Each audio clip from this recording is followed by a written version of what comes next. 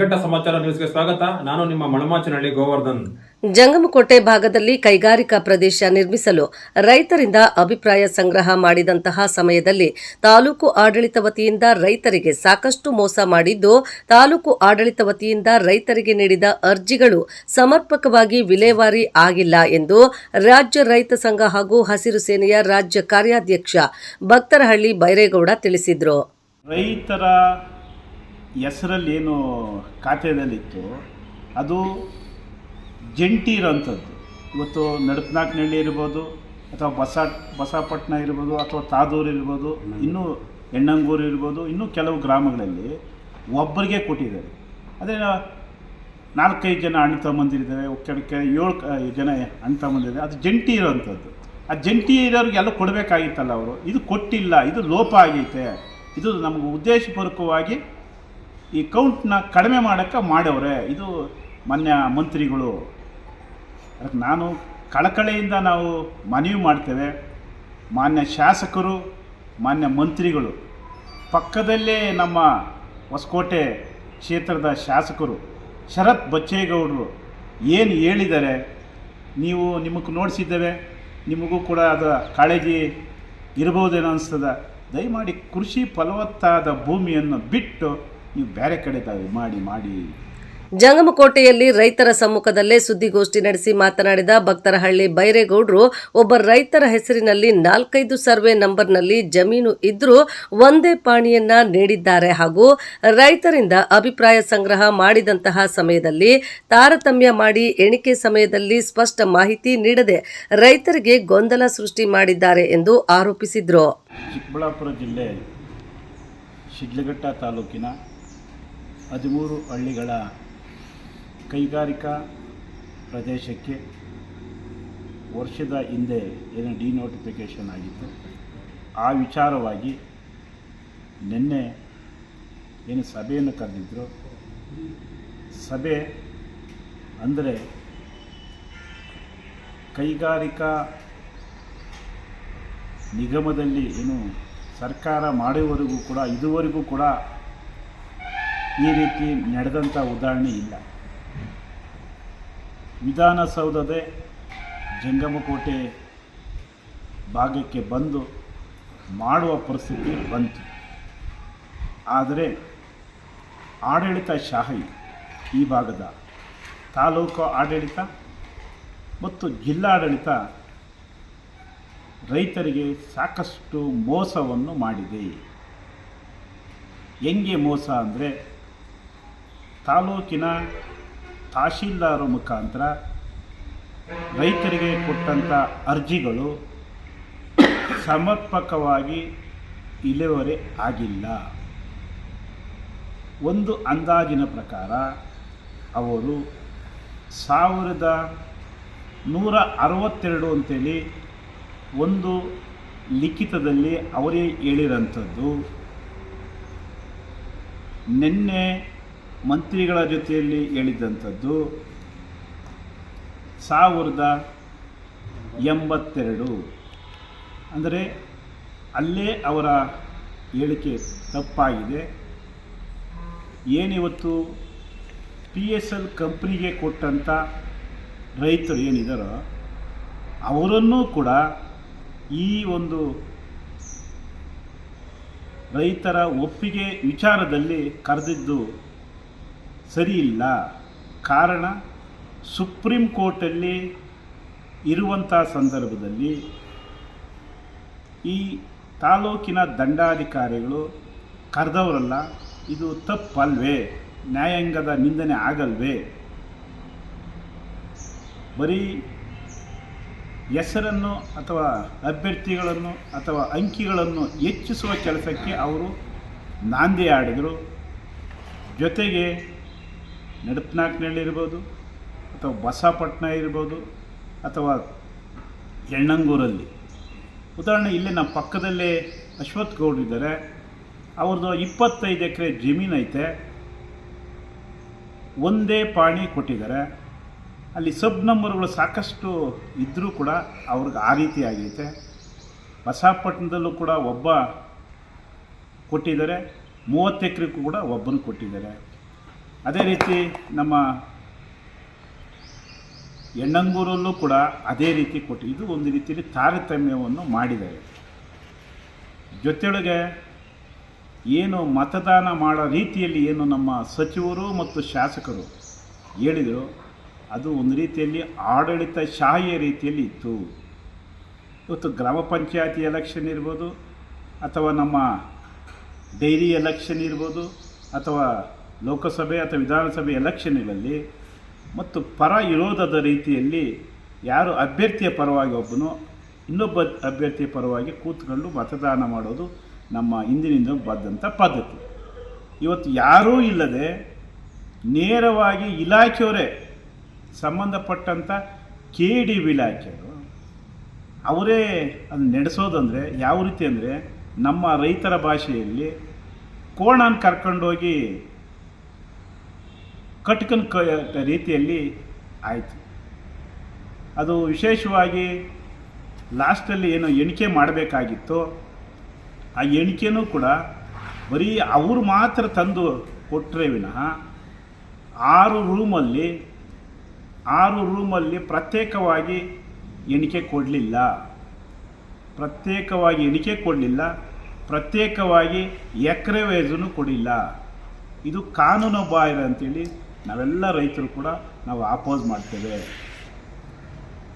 ಮತ್ತೊಂದು, ಪ್ರಜಾಪ್ರಭುತ್ವದಲ್ಲಿ ಮತದಾನ ಮಾಡುವ ಸಂದರ್ಭದಲ್ಲಿ ಒಬ್ಬ ಜನಪ್ರತಿನಿಧಿ ಅಥವಾ ನಮ್ಮ ಈಗಿನ ಮಂತ್ರಿಗಳು ಸುಧಾಕರ್ ಅವರು ನೇರವಾಗಿ ಬಂದು ಇದು ಕೆಂಪುಗಾಕಿ ಅಥವಾ ಬಿಳಿಗಾಕಿ ಅದು ನಿಮ್ಮ ಸ್ವಇಚ್ಛೆ ಅಂತ ಏನು ಹೇಳಿದ್ರು, ಹೇಳಿದ ಮೇಲೆ ಸರ್ಕಾರದ ಸವಲತ್ತುಗಳು ಕೂಡ ಹೇಳಿರೋದಲ್ಲ, ಇದು ಕಾನೂನು ಬಾಹಿರ. ಇದು ಎಲ್ಲವೂ ಕೂಡ ಕಾನೂನು ಬಾಹಿರ. ಇದು ನಮ್ಮ ರೈತರಿಗೆ ಈ ವಿಚಾರದಲ್ಲಿ ಸರ್ಕಾರ ಹಳ್ಳಿಗೆ ಬಂದರೂ ಕೂಡ ನಮಗೆ ನ್ಯಾಯ ಸಿಕ್ಕಿಲ್ಲ. ಇದನ್ನು ಒಪ್ಪಕ್ಕಾಗೋದಿಲ್ಲ. ನಾವು ಸರಿಸುಮಾರು ನಾವು ಭಾಳಷ್ಟು ಜನ ರೈತರು ನೇರವಾಗಿ ನಾವು ಅರ್ಜಿಯನ್ನು ಕೊಟ್ಟಿದ್ದೇವೆ. ಆ ವ್ಯತ್ಯಾಸ ಆಗಿದೆ. ಆ ವ್ಯತ್ಯಾಸ ಆಗಿರೋದ್ರಿಂದ ನಾವು ಇದನ್ನು ಒಪ್ಪೋದಿಲ್ಲ. ಇದರ ಬಗ್ಗೆ ನಾವು ಕಾನೂನಿನ ಹೋರಾಟಕ್ಕೂ ಈಗಾಗಲೇ ಮುಂದಾಗಿದ್ದೇವೆ, ಹಿಂದೆ ಮಾಡಿದ್ದೇವೆ. ಅದನ್ನು ಅಡಾಪ್ಟ್ ಮಾಡ್ಕೊಂಡು ನಾವು ಮುಂದೆ ಹೋಗ್ತೇವೆ ಅನ್ನೋ ಮಾತನ್ನು ಈ ಸಂದರ್ಭದಲ್ಲಿ ತಮ್ಮ ಮುಖಾಂತರ ಹೇಳ್ತೀವಿ. ಸಮಸ್ಯೆ ಒಂದೇ, ಕೈಗಾರಿಕೆ ಈ ಭಾಗದಲ್ಲಿ ಆಗಬಾರ್ದು.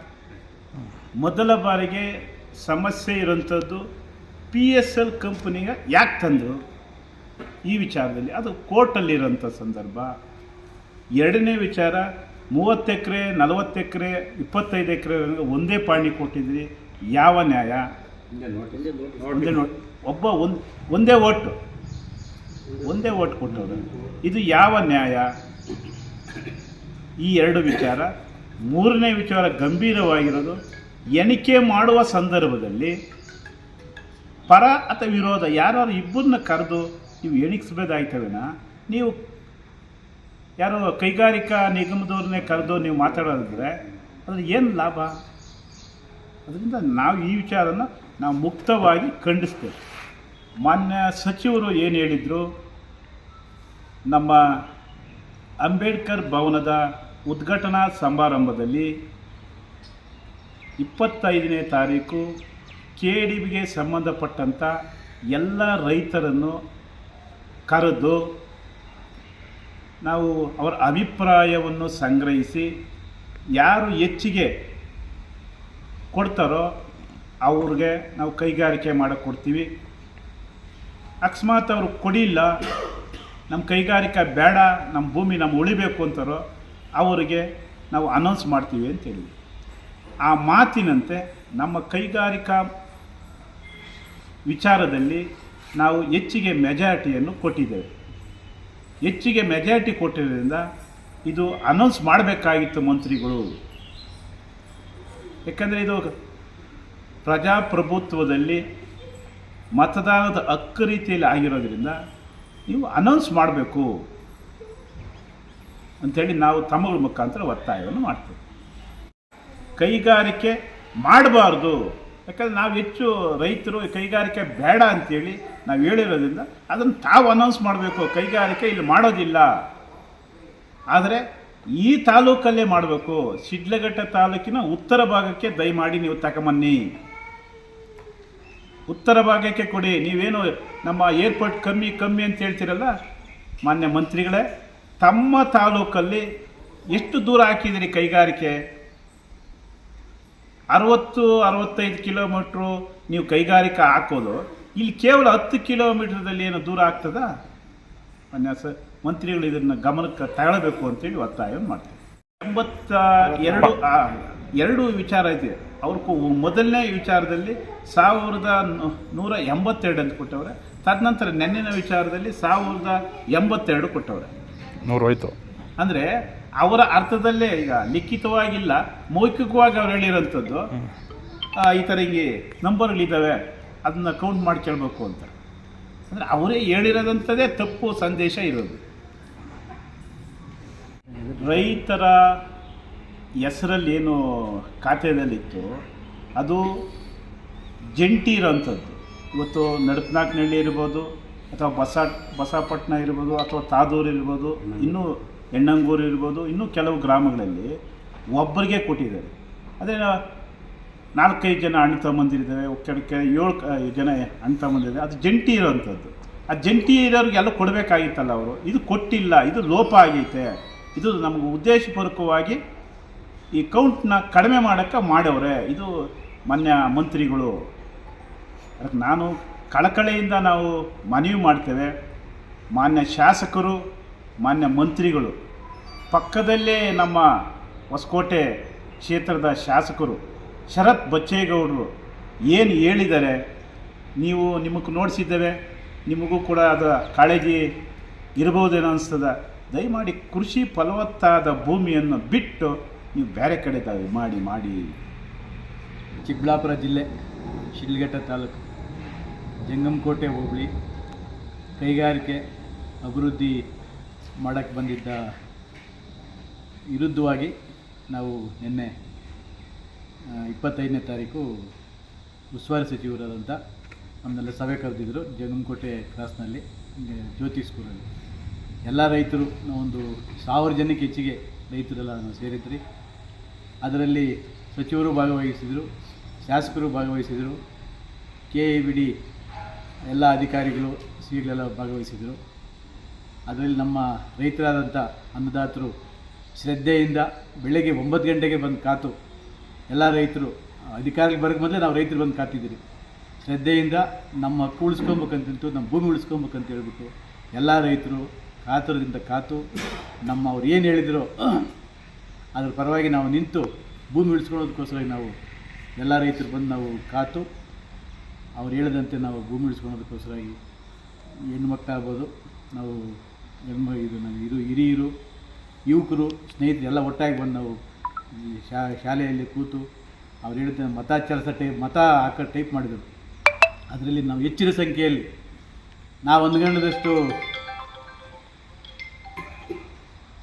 ನಾವು ಅಂದ್ಕೊಂಡಕ್ಕಿಂತ ಜಾಸ್ತಿ ಇದ್ದ ರೈತರು ಬಂದು ರೈತರ ಪರವಾಗಿ ಮತ ಹಾಕಿದ್ದೀರಿ. ನಮ್ಮ ಪ್ರಕಾರವಾಗಿ ನಾವು 800ರಿಂದ 900 ರೀಚ್ ಆಗಬೇಕಾಯಿತು. ಆದರೆ ಅಲ್ಲಿ ನಮಗೆ ಮೋಸ ಆಗಿದೆ ಅಂತೇಳಿ ನಮ್ಮ ಮನಸ್ಸಿಗೆ, ನಮ್ಮ ರೈತರಿಗೆ ಭಾರಿ ನೋವಾಗಿದೆ. ನಾವು ಮತದ ಪ್ರಕಾರವಾಗಿ ಅಲ್ಲಿ ನಡೆದಿಲ್ಲ, ಮೋಸ ಆಗಿದೆ ಅಂತ ಎಲ್ಲ ರೈತರ ಗಮನಕ್ಕೆ ಬಂದಿದೆ. ಅದು ನಮಗೆ ಬೇಜಾರಲ್ಲಿದ್ದೀರಿ. ನಮಗೆ ನ್ಯಾಯ ಸಿಕ್ಕಿಲ್ಲ. ಉಸ್ತುವಾರಿ ಸಚಿವರಾಗ್ಬೋದು, MLA ಅವರು ನಮಗೆ ಇದಕ್ಕೆ ಸರಿಯಾದ ಇದನ್ನು ಗಮನ ಹರಿಸಿ ನಮ್ಮನ್ನ ರೈತರ ಪರವಾಗಿ ಉಳಿಸ್ಕೊಡ್ಬೇಕು. ಇಲ್ಲ ಅಂದರೆ ನಾವು ನ್ಯಾಯಾಂಗ ಹೋಗೋಕ್ಕೆ ನಾವು ರೆಡಿ ಆಗಿದ್ದೀವಿ. ಹೋರಾಟ ಮಾಡ್ತೀರಿ, ನ್ಯಾಯಾಂಗ ಹೋಗಿ ಸಿದ್ಧ ಮಾಡ್ಕೊಂಡಿದ್ದೀವಿ. ನಾವು ನ್ಯಾಯಾಂಗ ಹೋಗ್ತೀವಿ. ನಾವು ಯಾವುದೇ ಕಾರಣಕ್ಕೂ ಈ ಕೈಗಾರಿಕೆ ಅಭಿವೃದ್ಧಿ ಮಾಡೋಕ್ಕೆ ನಾವು ಬಿಡೋದಿಲ್ಲ. ಪ್ರಾಣ ಬೇಕಾದ್ರೆ ಕೊಟ್ಟು, ರಕ್ತ ಬೇಕಾದ್ರೆ ಕೊಟ್ಟು, ಅಲ್ಲೇ ಬೇಕಾದಿದ್ದೇವೆ, ಪ್ರಾಣ ಅಂತೂ ಕೂಡ ಸಿದ್ಧವಾಗಿಬಿಟ್ಟು ನಾವು ಭೂಮಿ ಮಾತ್ರ ಬಿಡೋದಿಲ್ಲ. ಭೂಮಿ ಉಳಿಸ್ಲೇ ಕೊಡಬೇಕು, ನಮ್ಗೆ ನ್ಯಾಯ ಸಿಕ್ಕಲೇಬೇಕು. ಹೋರಾಟಕ್ಕೆ ಸಿದ್ಧವಾಗಿದ್ದೀವಿ, ನಾವು ನ್ಯಾಯಕ್ಕೆ ಹೋಗಿ ಸಿದ್ಧವಾಗಿದ್ದೀವಿ ಅಂತ ಎರಡು ಮಾತು ಮುಗಿಸ್ತೀವಿ. ಈ ಸಂದರ್ಭದಲ್ಲಿ KIADB ಹೋರಾಟ ಸಮಿತಿ ಅಧ್ಯಕ್ಷ ಹಿರೇಬಲ್ಲ ಕೃಷ್ಣಪ್ಪ ಕೃಷ್ಣಮೂರ್ತಿ, ನಡಪಿನಾಯಕನಹಳ್ಳಿ ಅಜಿತ್ ಕುಮಾರ್, ದೇವರಾಜ್, ಮುನಿರಾಜು, ನಾರಾಯಣಸ್ವಾಮಿ, ಬಸವಪಟ್ಟಣ ನಾಗೇಂದ್ರ, ನಂಜುಂಡಪ್ಪ, ಕಿರಣ್, ಭರತ್, ತಾದೂರು ಪ್ರವೀಣ್, ಹಿತ್ತಲಹಳ್ಳಿ ರಮೇಶ್, ತೊಟ್ಲಗಾನಹಳ್ಳಿ ಕೃಷ್ಣಪ್ಪ ಸೇರಿದಂತೆ ಇನ್ನು ಅನೇಕ ರೈತರು ಭಾಗಿಯಾಗಿದ್ದರು. ವರದಿ ಮಳಮಾಚನಹಳ್ಳಿ, ಗೋವರ್ಧನ್, ಶಿಡ್ಲಘಟ್ಟ.